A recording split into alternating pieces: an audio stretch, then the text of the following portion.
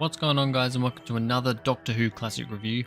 Today I'm going to be reviewing the 4th Doctor Tom Baker story, Image of the Fendahl. This is an episode from season 15, I believe, that I have not really heard anything about. It's not one that I hear getting talked about a lot at all. I don't really really know what to expect going into this one. So yeah, it's just one that I haven't got to yet. I'm nearing the end of watching all the classic stories that have, been released so far. I am getting there slowly. I want to try and pick up the pace a little bit this year. Try and do, one a week would be really good. Even if I don't upload one a week, just to watch one a week. Although I think even just one a month would be an upgrade on what I did last year. But yeah, let's get into it. This is Image of the Fendahl by Chris Butcher. I'm probably pronouncing that wrong. A sonic time scan draws the TARDIS to the Fetch Priory on Earth. There, the Doctor and Leela discover an impossibly old human skull that is the key to a nightmare from the Time Lord's past. A murderous monster stalks the Priory grounds, and within, someone is intent on unleashing a malevolent creature that feeds on death itself. So a pretty quick little synopsis on the back of the DVD there. Not the most to give away there, but yeah, basically there's this really ancient skull that has some weird mythological sort of thing happening with it. There's some creature that's seemingly killing people. It's probably linked to the skull, and that's really all we have to know. It's something to do with the Time Lords as well, a time from the Time Lords past. So yeah, fairly interesting little synopsis on the back of the DVD. Let's get started with the cast. Tom Baker as the 4th Doctor. He is very good in this one. Lots of nice little moments here. A few little jelly baby moments, which is always fun to see. He goes to give the skull a jelly baby, which I thought was just funny and just pure Tom Baker 4th Doctor-y. Has some good moments, some good bantery moments with Leela as well. There is a lot of that with him and Leela. Of course, Leela being a very primitive companion compared to a lot of other companions the Doctor has had. And yeah, just the conversations between those two, the Doctor kind of getting annoyed at her, but then also when she actually says something that the Doctor hasn't thought of or that actually makes sense to the Doctor. It's just a really nice dynamic that I haven't really thought a whole lot about before. But yeah, Tom Baker's performance, very good. Louise Jameson as Leela, also really good. The more I see Leela, the more I watch her, the more I like her as a companion. Like I said, she's quite different to other companions in the fact that, she's from very, very far in the past on Earth. And just her thoughts and her feelings, the way she kind of just goes hunting for things, and her bravery as well is just, yeah, very different to what we see from a lot of other companions, especially of this classic era, that she's very exciting to watch, and yeah, really love her. So let's get into some points about this episode. A man died and his body is decomposing at a rapid rate. So the episode starts with somebody dying in this kind of forest, and the body gets found by some guys, but it looks like this guy has only died less than a day ago, because I think he's got like yesterday's newspaper, and there's a few other things that kind of tell them this is, I think he had like a thermos or something that was still hot, still warm. So this guy has died within the last 24 hours, but his body is decomposing at way of a quicker rate than it should be. So straight away, there's something weird going on here. Leela taking charge over the Doctor. My favourite parts of this episode are probably the ones with the Doctor and Leela. When Leela's, talking to the Doctor like, I'm going to protect you, we're going to do this, we're going to do that. She's kind of, she's taking charge here over the Doctor. And the Doctor's just kind of like, okay, I've not really been in this situation before, but sure, let's go. He doesn't really know what to do with himself, and I love that for them both. Just the dynamic between them is so different to anything else, like I said before, and it just is a really interesting dynamic. The Doctor's usually trying to stop his companion from, going on ahead and getting into danger, but it's almost like, Leela's confidence makes him question, like, do I stop her from doing this? Do I let her take charge? It's a really weird dynamic, and I love it. Dr. Fendelman has a machine that's doing something to the skull, and Thea. So, or Thea, I can't remember. I think it's Thea is actually how you pronounce her name. So yeah, Dr. Fendelman is this kind of scientist who has this kind of scanning machine that we don't really know what it's doing at first, but it turns out it's doing something with the skull. So he's got the skull, he does something with this scanning machine, and this woman called Thea, who 100% sure she's kind of one of these like scientists or something as well. She's looking at this skull, and yeah, basically when Fendelman uses his machine, it then does something to the skull. It starts like lighting up, starts emitting some sort of energy, and Thea then is looking at the skull, and it's kind of like, it's like she's being like hypnotized. Something weird's going on with her and the skull, some kind of weird morphing things going on. It takes a while to actually figure out what is really going on there, but it's an interesting premise to, you know, figure out what's going on for later. Leela saves the Doctor from the skull. So in part 1 and into part 2, Leela and the Doctor are split up for quite a while, but then the Doctor finds the skull, he offers it the jelly baby, does all that funny little scene there. Then he touches the skull, kind of gets drawn in to touch the skull, and then he's kind of stuck there and can't stop touching it, and is seemingly in a lot of pain, and the skull is either trying to kill him or take over him or whatever is going on there.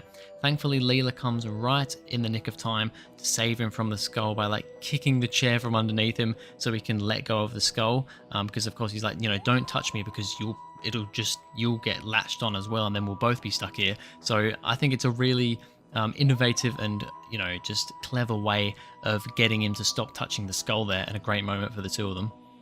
Miss Tyler has visions. So Miss Tyler, or Mrs. Tyler, is this old woman who is having these visions, which is something to do with this skull and what's going on here.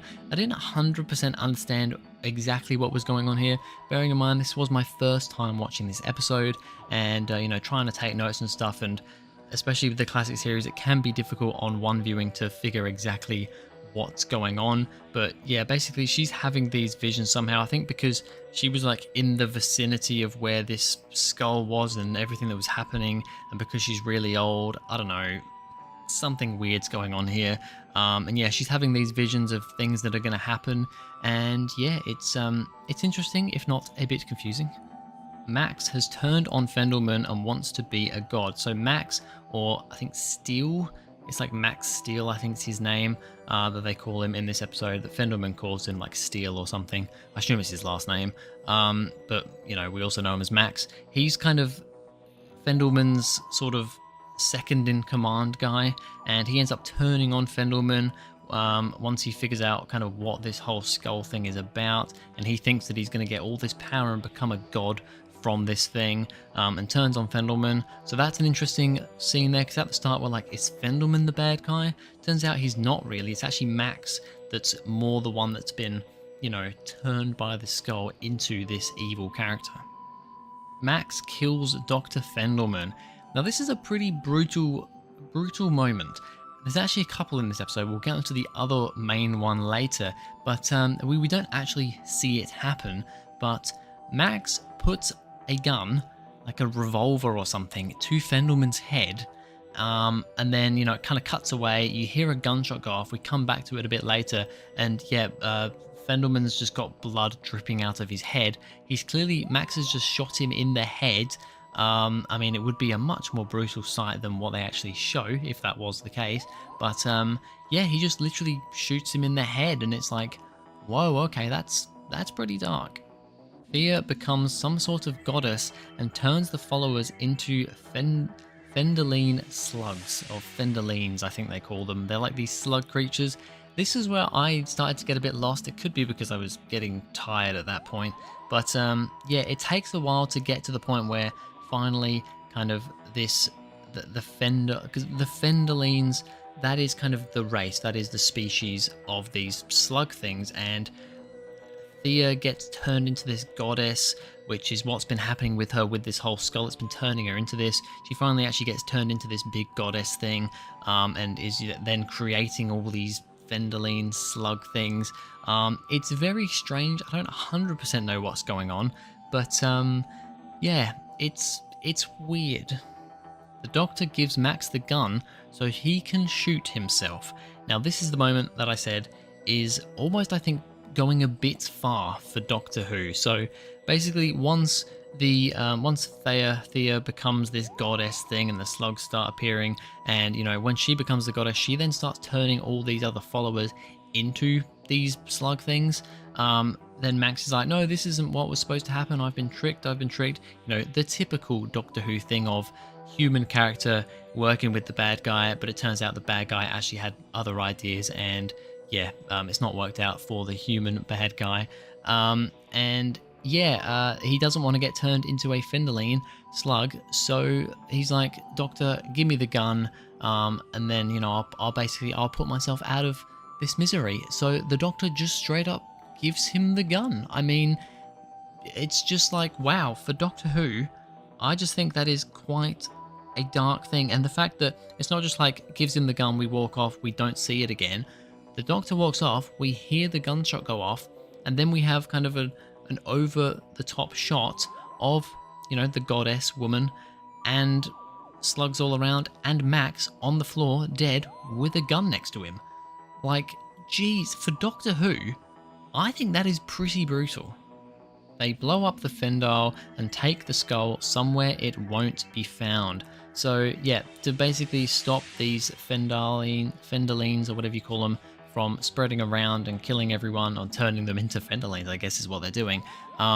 They blow up the building, blowing up the Fendahleens and of course the goddess themselves. But they take the skull away because they don't want to leave the skull in there, because that could blow up, remnants of it could fly around, and then it could then be found again and re-put together and basically start all over again. So the Doctor actually takes the skull and he's gonna deposit it into it wasn't the Medusa Cascade, it was the Medusa something. Basically he's gonna put it somewhere where it can never be found, so it can never be used ever again. So I thought that was a pretty interesting end to the episode, but quite a whirlwind of an episode, this one.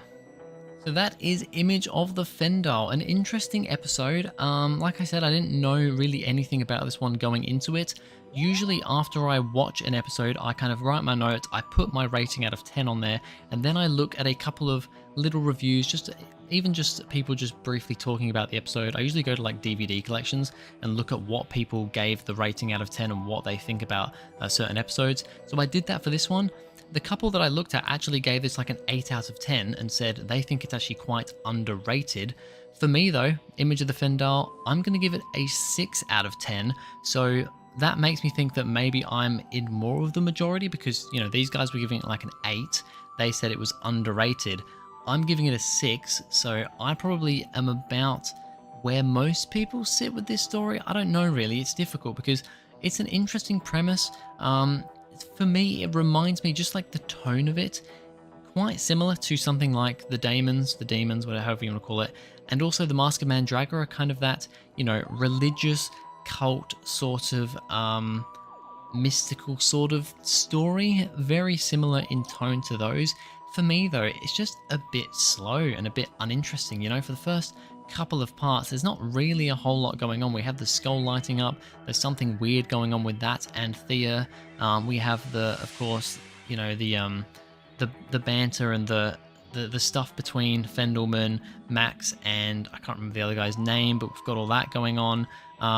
But ultimately, it isn't until the goddess actually appears and the slugs actually appear that it starts getting a little bit interesting. But even then, I'm just kind of like, well, I don't really understand what's going on here, and it's not the most exciting, engaging thing in the world. So yeah, for me, it's an okay story. It's fine. It's definitely not terrible, but it's definitely not one of my favorites. A 6 out of 10 for Image of the Fendahl.